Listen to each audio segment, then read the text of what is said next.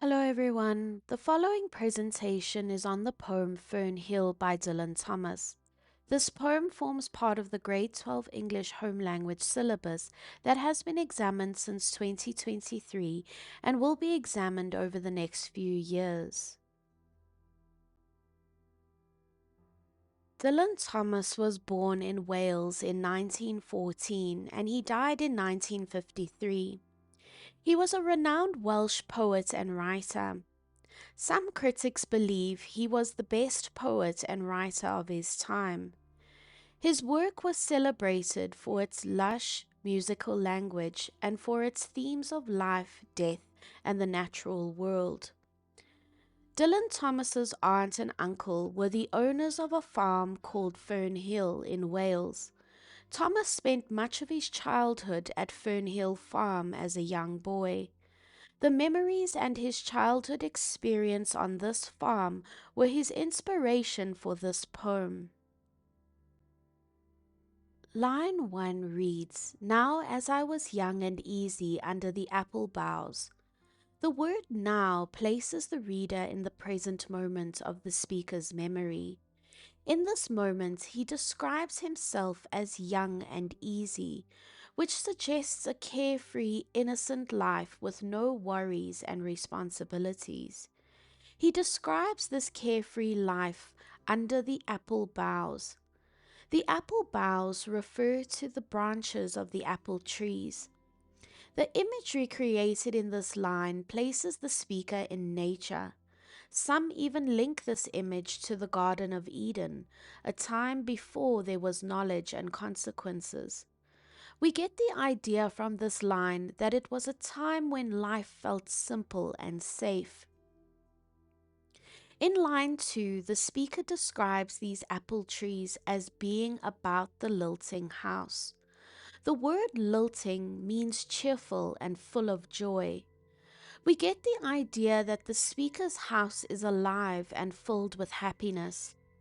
The speaker describes himself as being as happy as the grass was green. This simile suggests his happiness is as intense as the green color of the grass. His happy, carefree life is tied directly to nature. In other words, his joy is completely in tune with the world around him. In line 3, even the night feels gentle and beautiful. The speaker describes the night above the dingle. A dingle is a small wooded valley or forest. He describes the night above this small forest as starry, filled with stars. This image is peaceful and almost magical, the stars shining over a quiet natural space. In line 4, the speaker explains that time let me hail and climb. Note here that the concept of time is personified. Time is given the human quality of allowing the speaker to hail and climb. This simply means to shout or call out and climb around energetically, much like children do when they are running and playing freely. At this point in the speaker's life, time is kind and lenient. In line 5, the speaker's childhood experience is golden, suggesting something precious and valuable. His childhood is golden in the heydays of his eyes.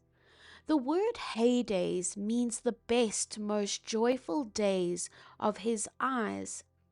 This is referring to time's eyes. In other words, it is as if time is watching the young speaker fondly during the best days of his childhood. The tone in these lines is joyful, nostalgic, and almost enchanted in the memory of the speaker's childhood. The following lines continue building on the dreamy, idealized image of childhood. In line 6, the speaker describes himself as honored among wagons. I was prince of the apple towns. The speaker feels honored, a sense of being important and valued. The word wagons suggests farm life, perhaps carts carrying apples during harvest time. The speaker as a child feels like he was prince of the apple towns.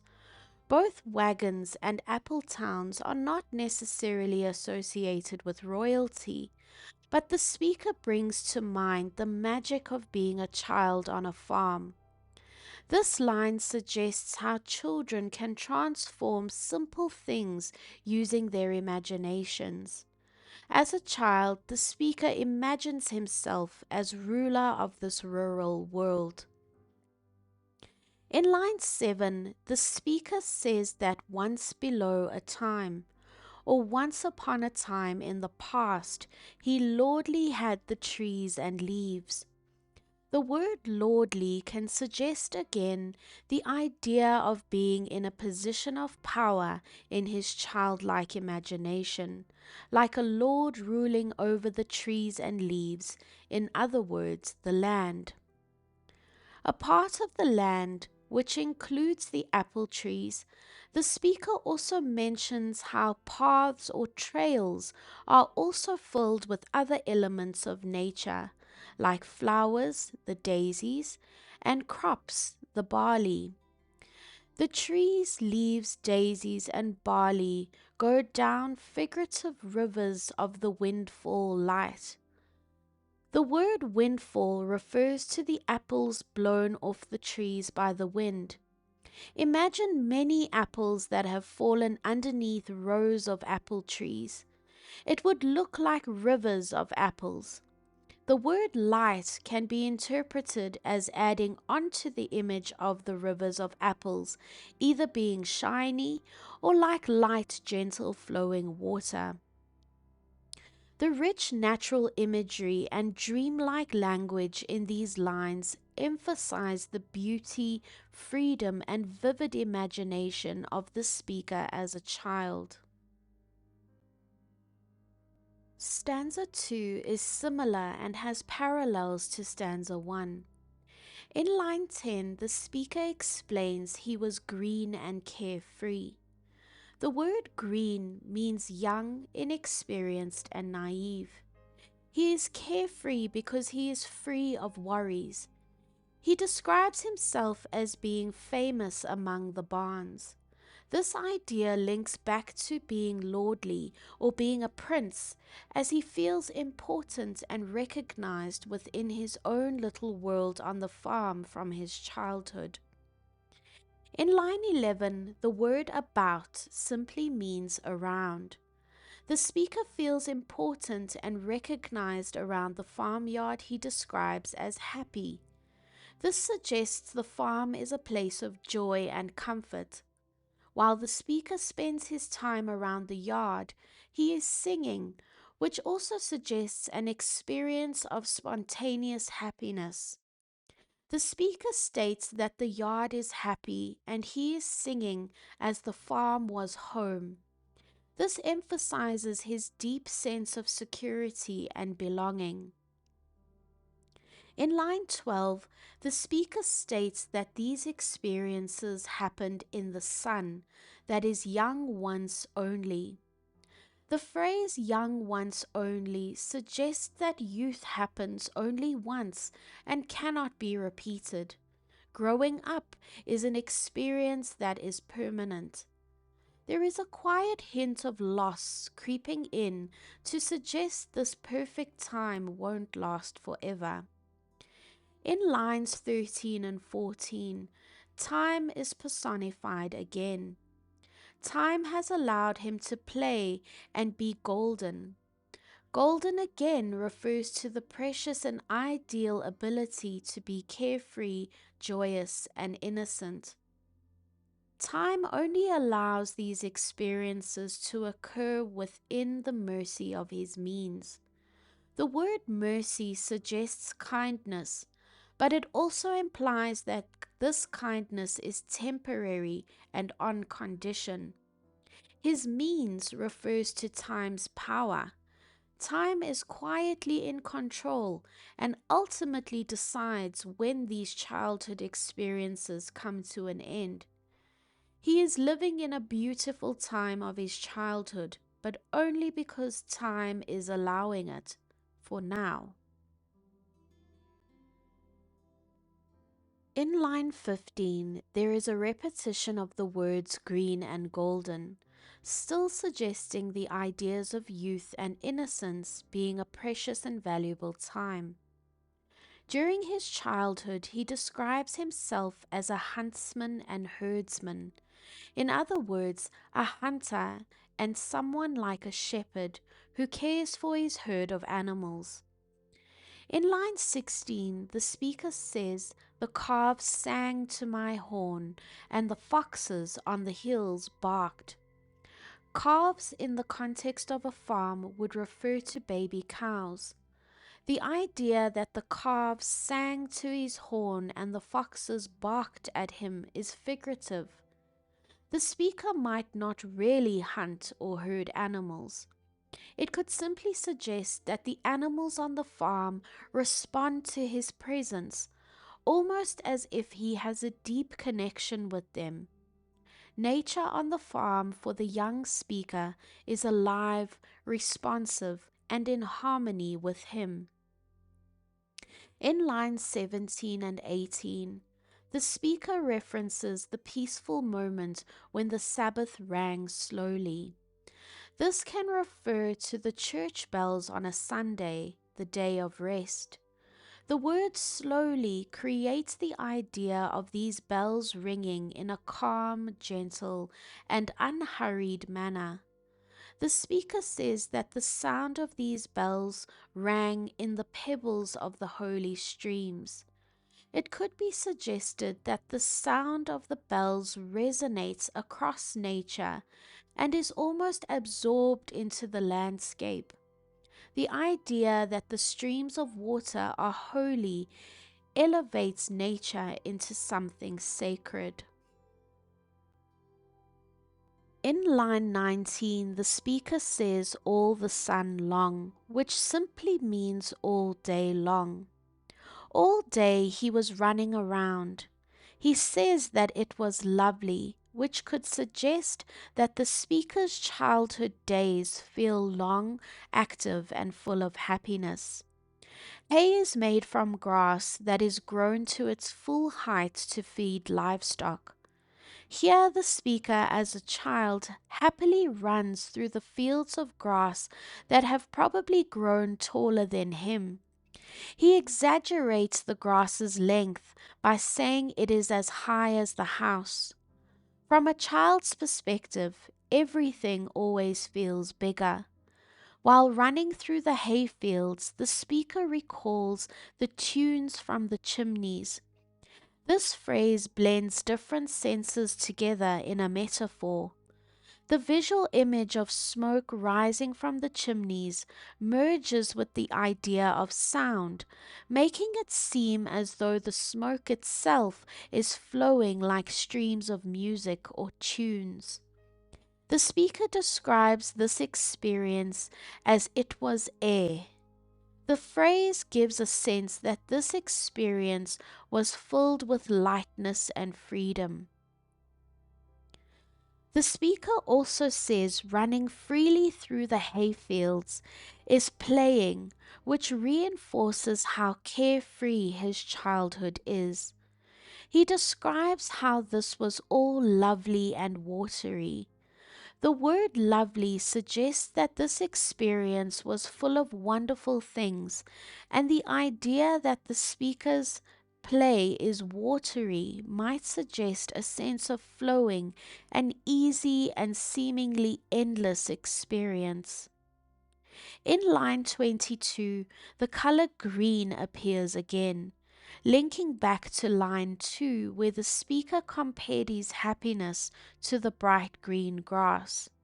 Here the speaker says the fire is as green as the grass, which of course is not realistic.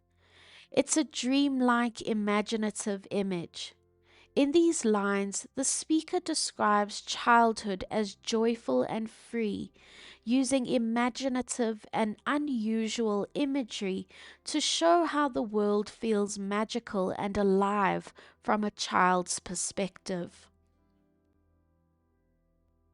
In these lines, the day turns into night. In line 23, the word nightly simply means every evening. Every night under the simple stars suggests that for a child the stars are not complex or scientific, but rather just quietly beautiful and peaceful. In line 24, the speaker doesn't merely fall asleep, but rides to sleep like he is on a gentle, imaginative journey. As the owls fly off in the night, the speaker says the owls were bearing the farm away. The word bearing in this context means carrying. It feels as though the owls are carrying the whole farm, and in his sleep the speaker with them. It is as if sleep brings on peaceful and gentle dreams, allowing him to drift and fly alongside the owls. In line 25, all the moon long means throughout the night. Throughout the night, the speaker is blessed among stables, which suggests he feels safe and protected and grateful in his surroundings on the farm. While feeling blessed among stables, the speaker hears the soothing calls of the nightjars, which are a type of nocturnal bird.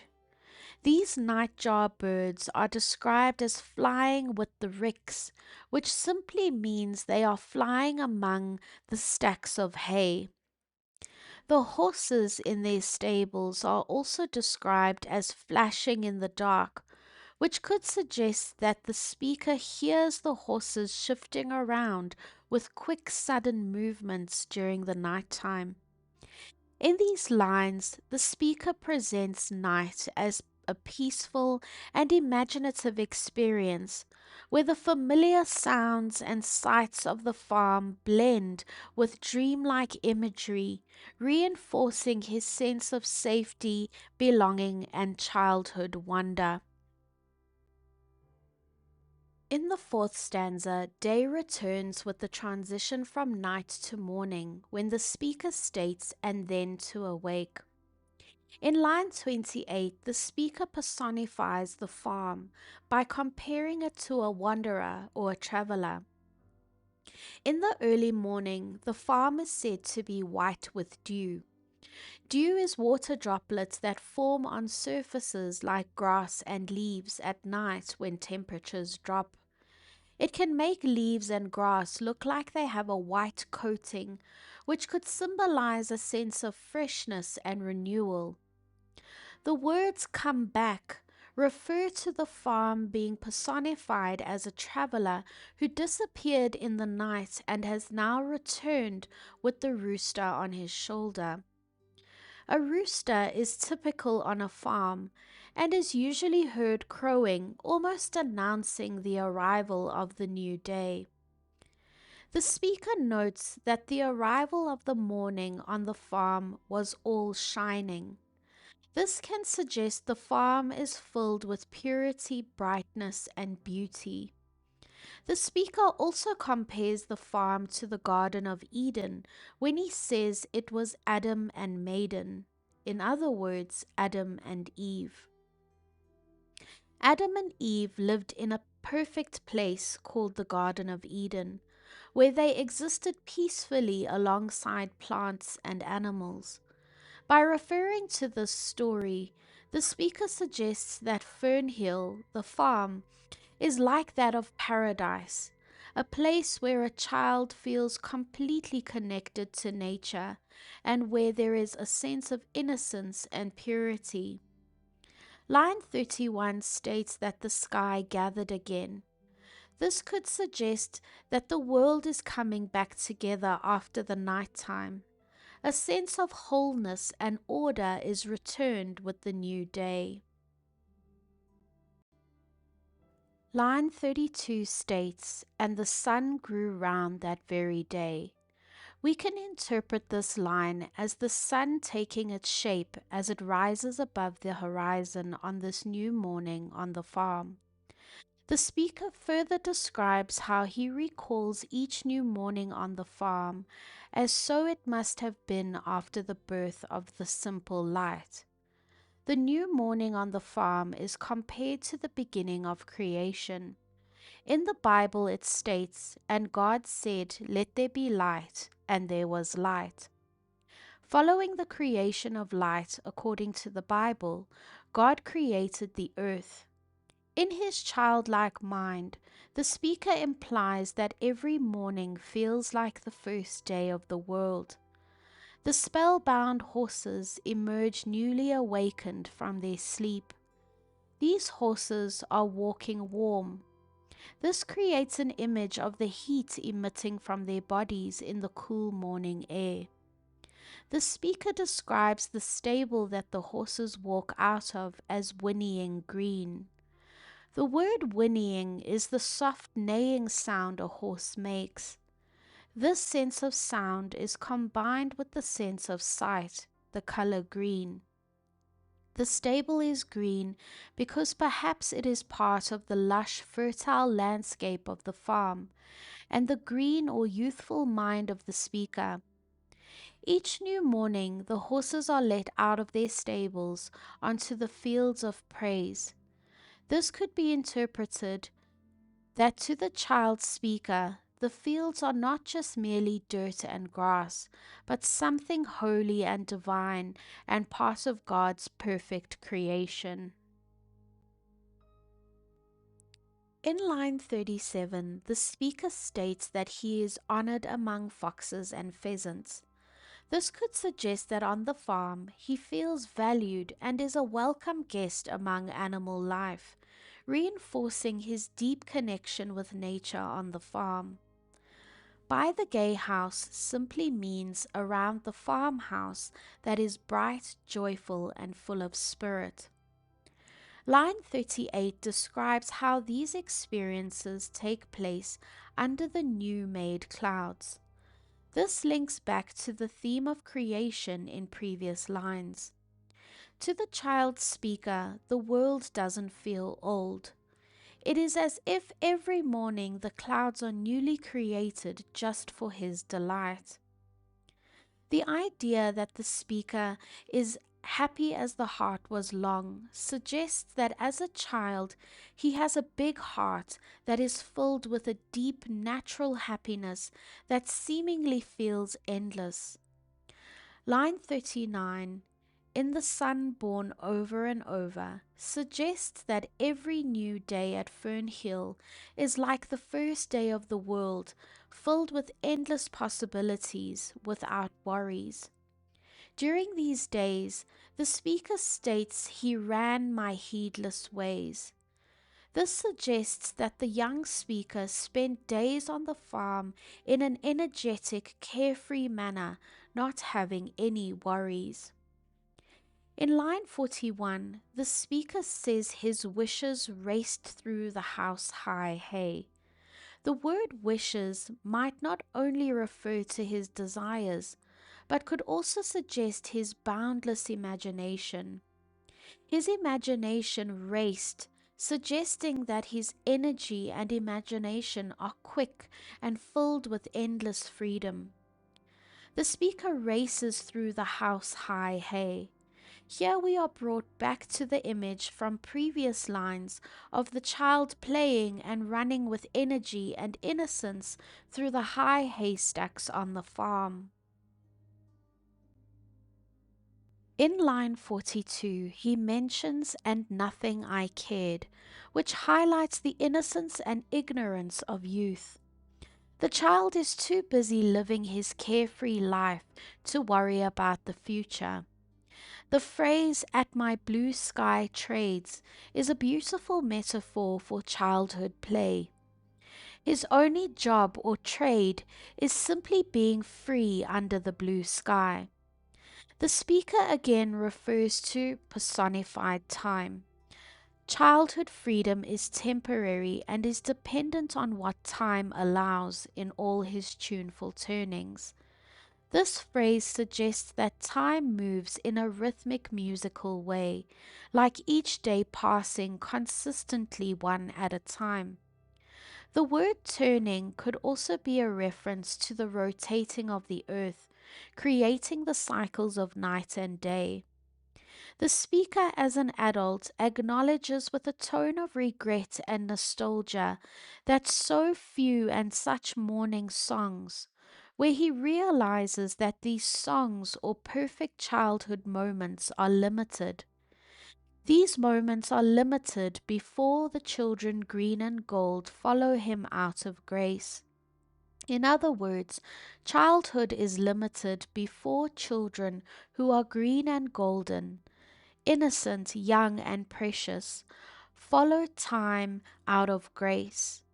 Out of grace is another reference to Adam and Eve and the Garden of Eden.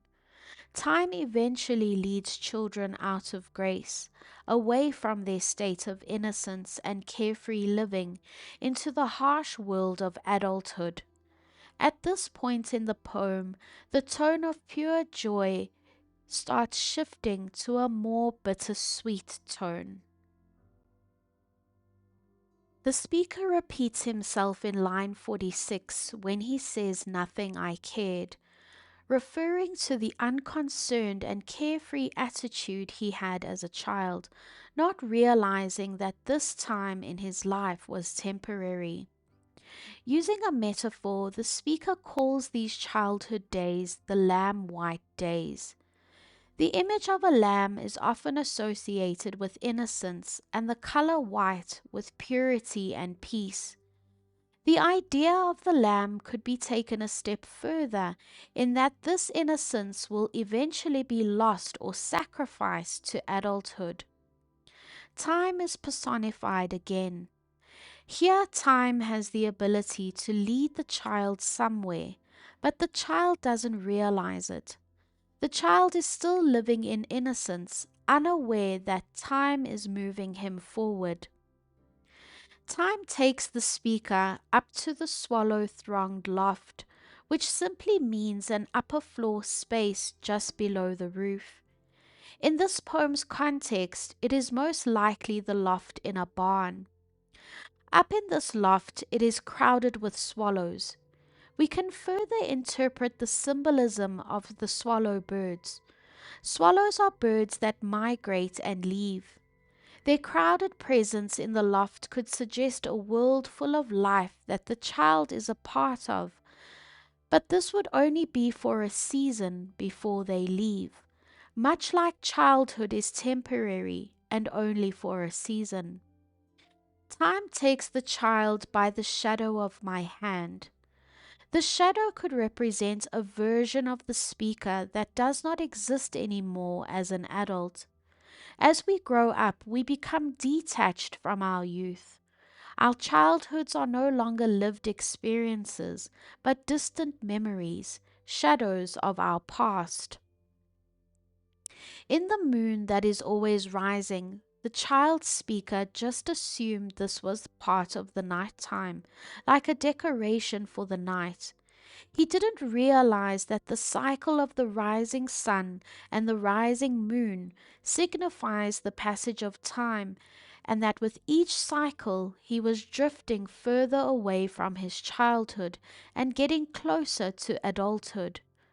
The speaker, as a child, also didn't realize that riding to sleep or going to sleep at night was not just another gentle journey, but also the passing of another day, bringing him closer to adulthood. In line 50, the speaker is still referring to the idea that time still passes at night. The speaker states, I should hear him fly with the high fields. Him refers again to time personified. The word fly can be interpreted as time moving quickly, and the high fields could refer to the farm or the world in general.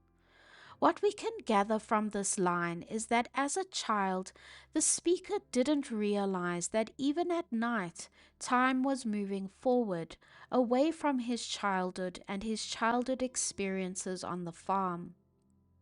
In line 51, the speaker wakes. He becomes aware of the reality that the farm forever fled. In other words, the speaker realizes as an adult that the magical, innocent world of his youth, likened to the farm, has permanently vanished from the childless land, which is a world where childhood no longer exists, leaving only the realities of adulthood.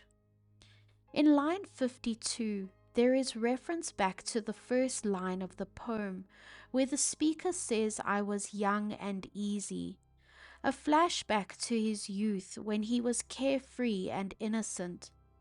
The speaker only realizes now that he was in the mercy of his means. In other words, he realizes that time once seemed kind and gentle, allowing him happiness and freedom, but only for a short period of time. In line 53, the speaker says, "Time held me green and dying." The word green again means young, innocent, and full of life. The word dying here refers to the idea of nearing the end of life. In this line, the speaker is basically saying that even when he was young and full of life, time was still carrying him towards his death. This is quite a profound and paradoxical idea that we don't understand when we are children. After we are born, each moment in time, even when we are young, brings us closer to our ends. In the last line, the speaker says that even though he was growing and moving away from childhood, he still sang. He was still joyful and carefree. The speaker was still joyful in his chains, being bound and limited by time, like the sea. The sea is always bound by the tides, the chains of gravity. Yet the sea is powerful, eternal, and constantly moving. Like the sea, the speaker's spirit remains vibrant, even though he is bound by his human lifespan. The final message of this poem is that childhood freedom is a beautiful illusion, as time quietly governs our lives, carrying us from innocence into adulthood before leading us inevitably towards death. The form and structure of this poem helps show the beauty of childhood memories and the unstoppable passage of time. The form of this poem is a lyric poem, which is a song-like poem that expresses personal feelings and reflections. This poem can also be considered a pastoral poem, which is a genre of poetry that celebrates rural life, nature, and the beauty of the countryside. Fern Hill consists of 6 stanzas, with each stanza containing 9 lines. This regular structure can be synonymous with a sense of order, rhythm, and the steady passing of time. The poet has used enjambment or run-on lines throughout the poem to create a sense of movement and energy, the continuous flow of childhood experience, and to reflect the unstoppable continuous movement of time. Many of the stanzas in the poem begin with the word "and." This gives the poem a flowing, storytelling quality. To reinforce the key themes of youth, innocence, and beauty of nature, the poet has repeated phrases like young and easy and green and golden. In terms of rhythm, the poem has a musical quality, reflecting the tuneful turning of time. The poet makes use of internal rhyme, which means the use of rhyming words within a line of poetry rather than at the end of separate lines. and several uses of alliteration to create a natural and fluid feel to the poem. There is an important shift in ideas in terms of how the poem is structured.